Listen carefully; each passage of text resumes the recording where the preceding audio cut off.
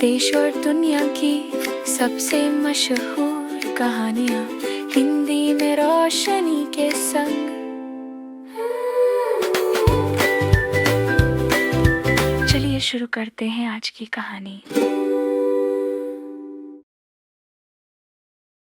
नमस्कार दोस्तों, हमारी आज की मुलाकात के लिए मैं रोशनी आपके लिए लेकर आई हूँ सुप्रसिद्ध अमेरिकी लेखक ओ हेनरी की एक बहुत ही लोकप्रिय कहानी द गिफ्ट ऑफ मेजी का हिंदी अनुवाद। तो चलिए बिना किसी विलंब के शुरू करते हैं हमारी आज की मुलाकात। $1.87 बस, इनमें से भी 60 सेंट के पेनी जो कभी किराने वाले, कभी सब्जी वाले तो कभी दूध वाले के साथ बड़ी होशियारी बरतकर बचाए गए थे, जिनसे सौदा करने में कंजूस होने का मूक आरोप सहते सहते शर्म से गाल लाल हो जाते थे। डेला ने 3 बार गिना, $1.87, और दूसरे ही दिन था क्रिसमस। ऐसी परिस्थिति में अपने गंदे छोटे से पलंग पर गिरकर सुबकने के अलावा और चारा ही क्या था, तो डेला ने वही किया। इससे इस बात की पुष्टि होती है कि जिंदगी आहों, उसासों और मुस्कानों का नाम है, जिसमें उसासों की प्रधानता है। आइए, जब तक ये गृहिणी दुख की एक सीमा से दूसरी में जा रही है, हम उसके मकान पर एक नजर डाल लें। $8 प्रति सप्ताह का सजा हुआ फ्लैट, जिसका वर्णन तो क्या किया जाए। इतना ही कहना काफी होगा कि कम आमदनी वाले लोग ऐसे ही मकान ढूंढा करते हैं।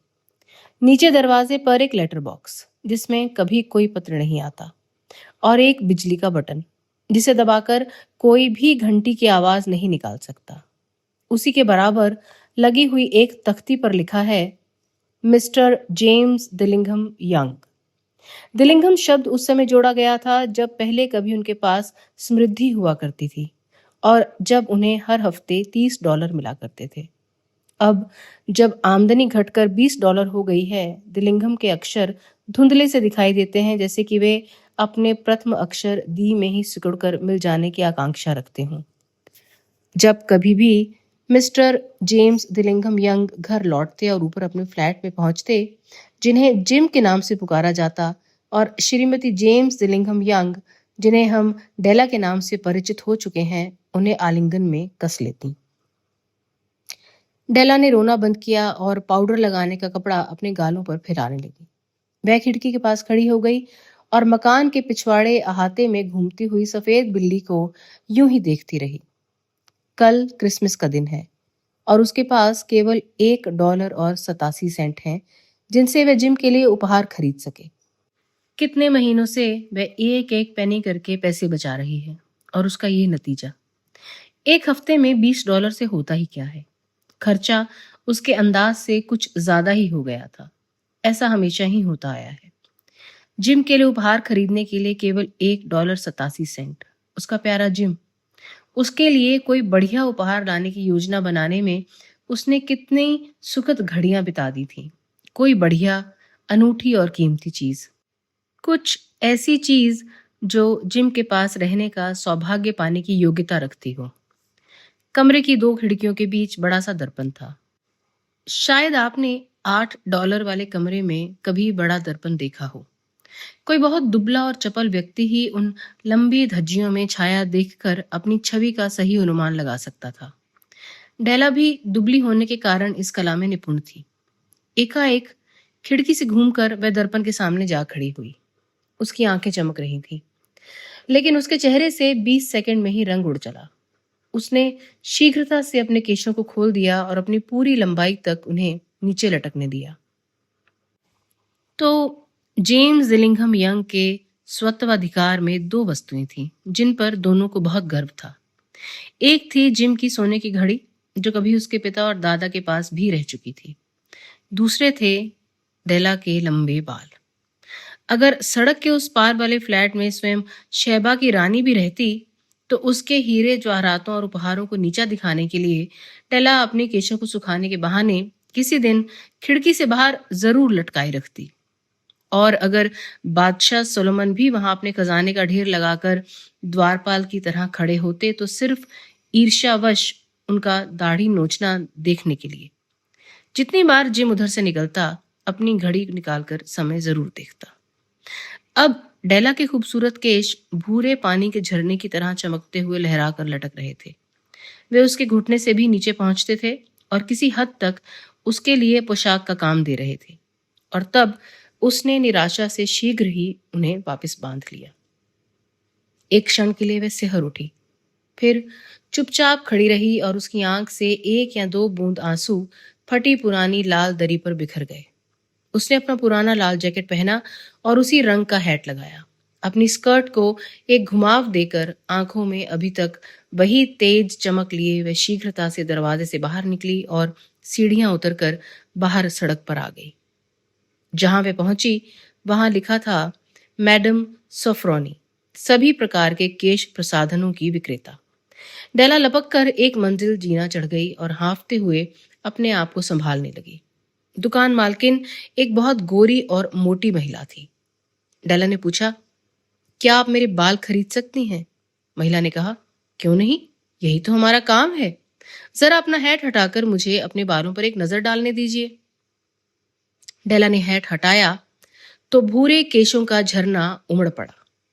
अपने अभ्यस्त हाथों में केश राशि को उठाते हुए महिला बोली, $20। ठीक है, जल्दी कीजिए, डेला बोली। और इसके बाद अगले 2 घंटे तक मानो सुनहरे पंखों पर उड़ गए। इस दरमियान वह जिम के लिए उपहार खोजती हुई दुकान दुकान छान रही थी। आखिरकार उसे एक चीज मिल ही गई, एक ऐसी चीज जो सिर्फ जिम के लिए ही बनी थी और किसी के लिए नहीं। उसके समान और कोई चीज कहीं किसी दुकान में नहीं दिखी थी। वह चीज थी एक साफ और सादी प्लेटिनम की बनी हुई जेबी चेन, जिसकी वास्तविक कीमत बाहरी टीमटाम में ना होकर उसकी धातु में थी, जैसी कि हर अच्छी चीज की होती है। वह जिम की घड़ी के योग्य थी। उसे देखते ही लगा जैसे वह जिम के लिए ही थी। वह बिल्कुल जिम के जैसी ही थी, सादी और मूल्यवान। ये दोनों ही गुण उसमें निहित थे। उसके $21 चुकाकर बाकी बचे 87 सेंट लिए वह घर लौट आई।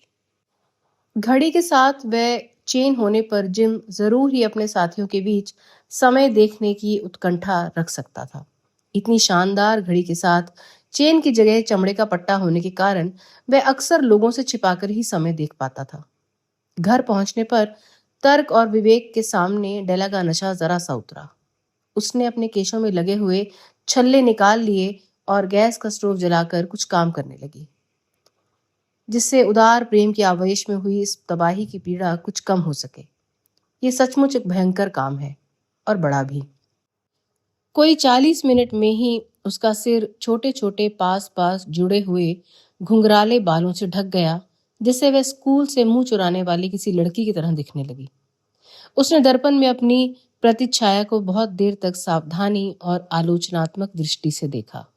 वह अपने आप से बोली, अगर मुझे दोबारा देखे बिना ही कहीं जिम ने मार नहीं डाला तो वह जरूर कहेगा कि मैं कोनी द्वीप की किसी नटनी सी लगती हूँ। उफ, पर मैं क्या करती। $1.87 में मैं कर भी क्या सकती थी। 7 बजे तक कॉफी बन चुकी थी और मांस के टुकड़े तलने के लिए स्टोव पर कड़ाही गर्म हो चुकी थी। जिम को कभी देर नहीं होती। डेला अपने हाथ में उस चेन को समेटकर मेज के कोने पर दरवाजे के पास बैठ गई, जिसमें होकर जिम रोज अंदर आता था। तभी उसने नीचे सीढ़ियों पर उसकी पदचाप सुनी और एक क्षण के लिए उसके चेहरे का रंग उड़ गया। रोजमर्रा की साधारण बातों के लिए भगवान से प्रार्थना करना उसकी आदत थी, और तभी उसके होठों से निकला, भगवान उसे ऐसी मति देना कि वह अब भी मुझे सुंदर समझे। दरवाजा खुला और जिम ने अंदर आकर उसे बंद कर दिया। वह दुबला और गंभीर दिख रहा था। बेचारा अभी सिर्फ 22 वर्ष का ही था। ऊपर से गृहस्थी का बोझ। उसे नए ओवरकोट की जरूरत थी और उसके पास दस्ताने भी नहीं थे। दरवाजे के भीतर आकर जिम थम गया, बिल्कुल वैसे ही जैसे बटेर की खुशबू पाकर शिकारी कुत्ता निश्चल हो जाता है। उसकी दृष्टि डेला पर टिकी थी और उसमें से एक ऐसी व्यंजना थी जो उसे पढ़ी नहीं जा रही थी, और इस कारण वह एकदम से डर गई। वह अभिव्यंजना न क्रोध की थी, न आश्चर्य की, न अस्वीकृति की और न आतंक की। ना ही वह ऐसी कैसी अनुभूति की थी जिसे सहन करने के लिए डेला तैयार हो चुकी थी। अपने चेहरे पर वह विशेष भाव लिए वह डेला की ओर सहज घूरता रहा। डेला छटपटाकर मेज से उतरी और उसके पास आई। रुआंसी होकर कहने लगी, मेरे प्यारे जिम, मेरी तरफ इस तरह मत देखो। मुझे अपने बाल बेच देने पड़े क्योंकि तुम्हें उपहार दिए बिना मैं ये क्रिसमस नहीं बिता सकती थी। बालों का क्या, ये तो घर की खेती है, फिर उगाएंगे। तुम बिल्कुल चिंता मत करो जिम, मेरे बाल बहुत तेजी से बढ़ते हैं। क्रिसमस मुबारक जिम, हमें खुश होना चाहिए। तुम्हें पता नहीं मैं तुम्हारे लिए कितनी अच्छी, कितनी सुंदर भेंट लाई हूं। क्या तुमने अपने बाल कटवा लिए? जिम ने काफी प्रयत्न करते हुए पूछा, जैसे बहुत विचारने के बाद भी वह उस प्रत्यक्ष सत्य तक ना पहुंच पाया हो। हाँ, कटवाए भी और बेच भी दिए, डेला ने कहा। क्या तुम मुझे पहले की तरह नहीं चाहते? बालों के बिना भी मैं तो वही हूं, क्यों? जिम ने जिज्ञासा भरी दृष्टि से कमरे में चारों ओर देखा, फिर मूर्खों की तरह बोला,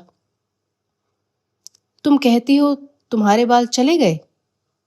डेला बोली, तुम उन्हें मत ढूंढो, उन्हें बेच दिया, मैंने बेच दिया उन्हें, और वो यहाँ नहीं है। क्रिसमस की शाम है जिम, मुझे माफ कर दो क्योंकि मैंने तुम्हारे लिए ही उन्हें बेचा है। फिर एकाएक गंभीर स्वर में मिठास भरकर वह कहने लगी, शायद मेरे सिर के बाल गिनती के थे, किंतु तुम्हारे प्रति मेरे प्यार का कोई अंदाजा नहीं लगा सकता। क्या मैं तुम्हारे लिए पकौड़ियां लाऊं जिम? जिम जैसे बेहोशी से जागता हुआ सा लगा। उसने डेला को छाती से लगा लिया। अपने ओवरकोट की जेब से जिम ने एक पैकेट निकाला और उसे मेज पर फेंक दिया। बोला, मुझे गलत मत समझना, दुनिया की कोई भी चीज, चाहे वह बाल कटवाना हो या फिर कुछ, तुम्हारे प्रति मेरे प्यार को कम नहीं कर सकती। लेकिन अगर तुम इस पैकेट को खोलोगी तो तुम्हें मालूम होगा कि पहले तुम्हें देखकर मैं क्यों स्तब्ध रह गया था। उसकी सफेद उंगलियों ने चपलता से उस कागज और डोरी को तोड़ा। पैकेट खुलते ही उसके मुंह से एक उल्लास भरी चीख निकली, किंतु अगले ही क्षण ये क्या हुआ? सहसा सब कुछ नारी सुलभ सिसकियों और आंसुओं के सैलाब में तब्दील हो गया, जिसे रोकने में गृह स्वामी को अपनी सारी तरकीबें काम में लानी पड़ी, क्योंकि मेज पर बिखरा था कंघे कंघियों का एक संग्रह, मांग में लगाने और पीछे लगाने के लिए, जिन्हें बाजार में बड़ी दुकान की खिड़कियों से देखकर पाने के लिए डेला ने कई दिनों तक भगवान से प्रार्थना की थी। सुंदर सुंदर कंघे, खालिस कछुए की हड्डी के, जिनके गोल किनारों पर जड़े हुए नग उन विलीन हुए केशों के रंग पर फबते थे। वह जानती थी कि वे बहुत कीमती थे और उसका निराश हृदय केवल उनको चाह भर सकता था। और अब वे उसके थे, किंतु वे घुंघराले बाल जो उनसे सजने की आकांक्षा रखते थे, अब जा चुके थे। डेला ने उन कंघों को छाती से चिपका लिया और धीरे से अपनी डबडबाई आंखों को ऊपर उठाकर मुस्कुराते हुए बोली, जिम, मेरे बाल बहुत बहुत बहुत जल्दी बढ़ते हैं। जिम ने अभी तक उसके उपहार को देखा नहीं था। उसने उत्सुकता से अपनी खुली हथेली पर रखकर उसे जिम के सामने बढ़ा दिया। उस अमूल्य जड़ धातु में जैसी उसकी उज्ज्वलता और उत्कट चेतना चमक रही थी। बढ़िया है कि नहीं जिम? मैंने इसके लिए सारा शहर छान मारा। अब तुम दिन में 100 बार घड़ी देखा करोगे। जरा अपनी घड़ी देना तो देखूं ये उस पर कैसी लगती है। किंतु घड़ी निकालकर देने की बजाय जिम बिस्तर पर लुढ़क गया और दोनों हाथों पर सिर को टिकाकर मुस्कुराने लगा। जिम बोला, डेला, इन क्रिसमस उपहारों को अभी अलग रख दो। अभी ये हमारे काम आने के लिए कुछ ज्यादा ही अच्छे हैं। तुम्हारे कंघे खरीदने के लिए पैसों का इंतजाम करने की खातिर मैंने घड़ी बेच दी है। अब तुम अगर पकौड़ियां बनाओ तो कैसा रहे? तो दोस्तों, कमेंट सेक्शन में हमें जरूर बताइएगा कि ओ हेनरी की ये कहानी आपको कैसी लगी। मैं हूं आपकी दोस्त रोशनी और आप सुन रहे हैं शॉर्ट स्टोरीज विद रोशनी।